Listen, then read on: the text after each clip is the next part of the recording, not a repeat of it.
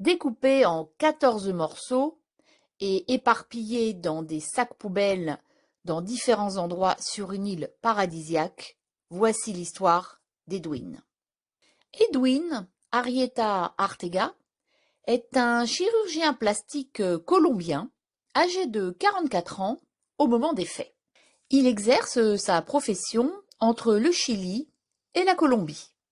Sa clientèle est assez fortunée et ma foi, ce chirurgien plastique a très bonne réputation auprès de ses pairs. Edwin a rejoint son amant, Daniel Sancho, à Cofangom pour passer quelques jours de vacances sur cette île très touristique. Ils devaient aller ensemble aux fameuses fêtes, les Full Moon Party. Les particularités de ces soirées, c'est qu'elles se déroulent une fois par mois, les nuits de pleine lune, et que les nombreux fêtards doivent porter un dress code très particulier, qui est un vêtement fluo. L'argent ainsi récolté au cours de la soirée permet le nettoyage de la plage, c'est-à-dire ramasser les canettes, les mégots, toutes les saletés. Donc, Edwin et son ami Daniel devaient passer du bon temps, ils devaient s'amuser, ils devaient aller au restaurant parce que ce sont des fins gourmets tous les deux, aller à ces fameuses soirées, bref, passer un bon moment en amoureux. Et aussi parler business. Je vous expliquerai un petit peu plus loin de quoi il s'agit. Mais malheureusement, c'est un tout autre sort qui attendait le médecin colombien. En effet, Edwin a été froidement tué et démembré en 14 morceaux. Et comble de l'horreur, les morceaux de cadavres ont été mis dans des sacs poubelles et ont été disséminés aux 4 coins de l'île. Mais qui a pu faire un acte aussi abominable? Et surtout, pour quelle raison? Eh bien, c'est la personne en qui Edwin avait le plus confiance, celui qu'il aimait et qu'il était venu rejoindre pour passer de paisibles vacances. Vous l'aurez compris, c'est son ami et son amant, Daniel Sancho. Je vais vous parler un petit peu de Daniel avant de continuer l'histoire de ce crime. Daniel Sancho, c'est un jeune Espagnol âgé de 29 ans et il est assez connu ce Daniel, et ce pour 2 raisons. La raison principale, c'est qu'il est le fils de l'acteur Rodolfo Sancho. Son père, c'est un acteur assez connu que l'on peut voir sur une série sur Netflix qui s'appelle Les Héritiers de la Terre et dans un film d'horreur sorti en 2020 qui s'intitule N'écoute pas. Et la deuxième raison pour laquelle Daniel est connu, c'est que c'est un chef cuisinier qui a une chaîne YouTube et sur laquelle il donne des cours de cuisine.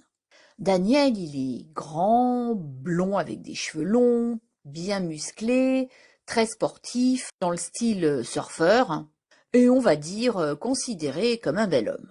Les amis de Daniel le décrivent comme quelqu'un de relativement gentil, mais tout de même assez narcissique et arrogant.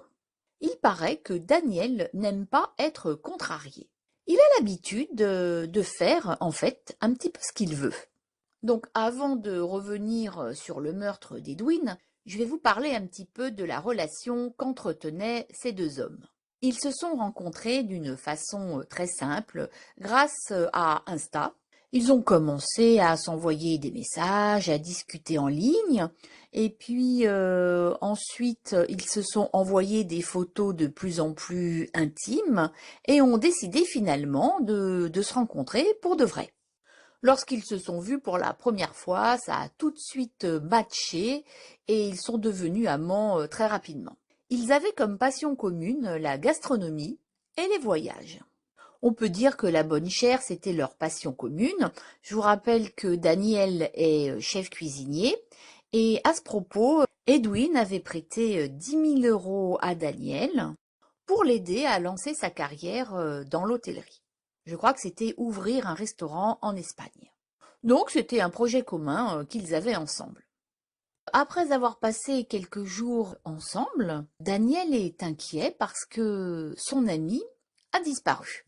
Alors il se rend à la police faire le signalement parce que il y est un petit peu poussé par la sœur d'Edwin qui est très inquiète. Elle n'a pas de nouvelles de son frère depuis un jour ou deux Et si ça peut vous paraître un petit peu abusé de s'inquiéter pour si peu de temps, on va dire, c'est que Edwin et sa sœur ont des relations très fusionnelles et ils se donnent sans arrêt des nouvelles via les réseaux sociaux. Il ne laisse jamais sa sœur très longtemps sans nouvelles. Soit il poste, il met des photos de lui. Enfin, c'est comme ça qu'ils ont l'habitude de communiquer. Donc, au bout de un jour, elle est très inquiète. Elle contacte Daniel, qu'elle ne connaît pas de visu, on va dire. Elle ne le connaît que grâce aux réseaux sociaux. Et elle lui demande où est son frère. Et Daniel, là, il joue les étonnés, il lui dit, bah écoute, je sais pas, ton frère a disparu, je suis inquiet également. Alors elle le pousse à aller à la police. Elle dit, va faire le signalement de la disparition de mon frère. Or, le même jour où Daniel va signaler la disparition, des éboueurs ont retrouvé des restes humains dans une poubelle, enfin des restes humains dans des sacs poubelles dans une décharge publique. Donc Daniel explique à la police que son ami a disparu et qu'il est très inquiet. Cependant, la police va faire le lien entre les morceaux de cadavres découverts et la disparition d'Edwin. Très rapidement, les soupçons vont se porter sur Daniel. Et ce, pour différentes raisons que je vous expliquerai un petit peu plus loin. Alors au début, Daniel, évidemment, il va nier toute implication dans la disparition de son ami. Il va jurer sur ses grands dieux qu'il n'y est pour rien.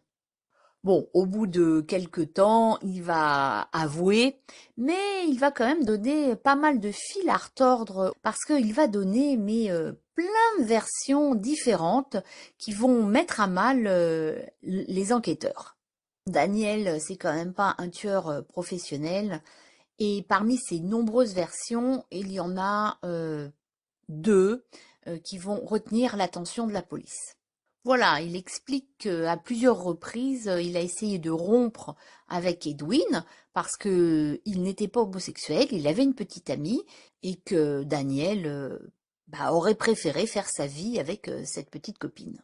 Mais ça, Edwin, il ne veut pas en entendre parler. Edwin, lui, il veut pas rompre. Voilà, c'est comme ça. Il est en couple avec Daniel et il n'admet pas que Daniel ne soit pas homosexuel. Donc, pour lui, c'est définitif. Il refuse la rupture.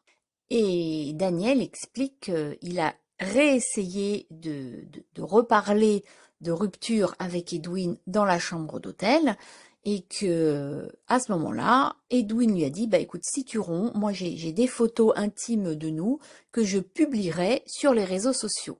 Et ça, Daniel, il peut pas l'accepter parce que ça va nuire considérablement à la carrière de son père en Espagne.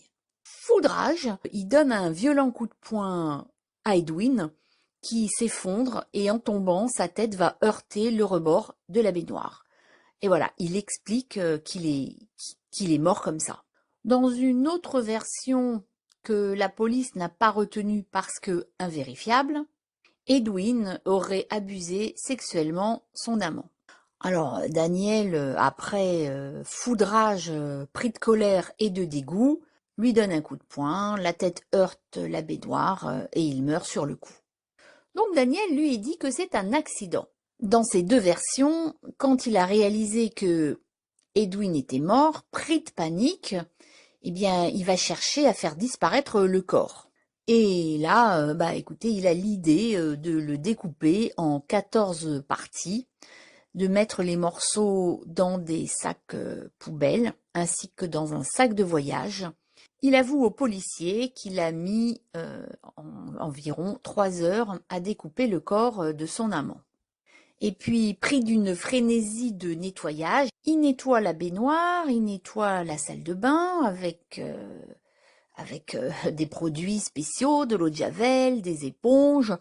Il se nettoie lui-même, il prend longuement une douche, et puis il va jeter les morceaux de corps d'Edwin dans différents endroits de l'île.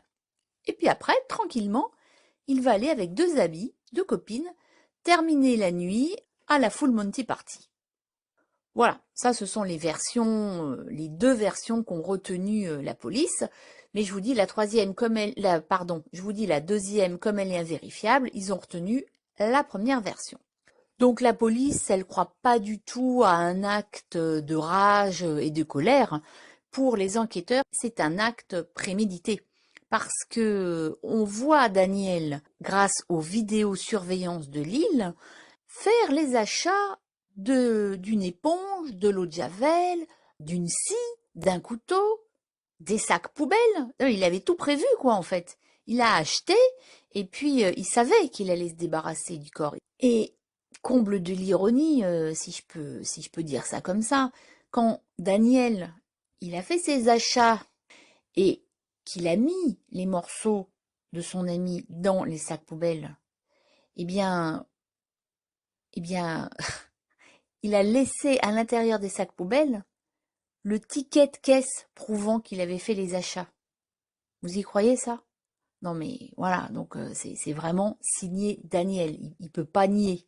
Bon d'ailleurs, il l'a pas nié, mais lui il dit c'est accidentel. Et comme je vous ai expliqué pour les différentes raisons, notamment grâce aux vidéosurveillances, on l'a vu acheter tout ça, son éponge, etc. Donc voilà, c'était prémédité. Donc la thèse accidentelle ne tient décidément pas la route. Il savait qu'il allait tuer Edwin. Ah oui, c'est pas du tout un acte comme ça. C'était bel et bien prémédité. Face aux évidences, Daniel va quand même un petit peu collaborer avec la police et il va amener les policiers dans les différents endroits où il achetait les morceaux. Donc on va assister à quelque chose de très anxiogène sur cette île. Les touristes vont voir débarquer sur ces plages paradisiaques, eh bien, des policiers en tenue de police scientifique, des cordons scène de crime, ne pas approcher, des ambulances, un homme menotté, cet homme c'est Daniel. C'est pas du tout ce à quoi on s'attend quand on va passer des vacances sur une île au soleil. Voilà, ça cadre pas du tout avec l'ambiance vacances qu'il y a en général sur cette île. Suite aux aveux circonstanciés de Daniel, la police, assez rapidement, je dois dire, au bout de 10 jours, clôt l'enquête et réclame la peine de mort pour Daniel. La famille de Daniel a engagé un célèbre avocat qui est spécialisé dans les médias. Et pour cet avocat, il est extrêmement important de rechercher le mobile à tout acte criminel. Et pour elle, il faut connaître le mobile. Donc la question est de savoir pourquoi Daniel a-t-il tué Edwin? Comme je vous l'ai dit, Daniel, il plaide coupable, mais pour sa défense, il va dire qu'il était l'otage d'Edwin. En quelque sorte, il était prisonnier, il était dans une cage dorée et que Edwin l'empêchait de vivre sa vie comme il l'entendait. Il dit que Edwin a détruit la relation qu'il entretenait avec sa petite copine et que en plus, il le forçait à faire des choses qu'il n'aurait jamais faites. Voilà, ça ce sont les déclarations de Daniel. L'affaire étant très récente, Daniel attend son procès. Il est en prison en Thaïlande. Peut-être qu'il sera extradé vers l'Espagne. Pour l'instant, il n'y a aucune information à ce sujet. Voilà, j'espère que cette histoire vous aura intéressé. Et si vous désirez que je parle d'un fait divers ou d'un crime en particulier, surtout n'hésitez pas à le mettre dans les commentaires. Merci et à très bientôt. Et puis, si vous ne voulez pas manquer une prochaine vidéo, eh bien, n'hésitez pas à vous abonner. Merci.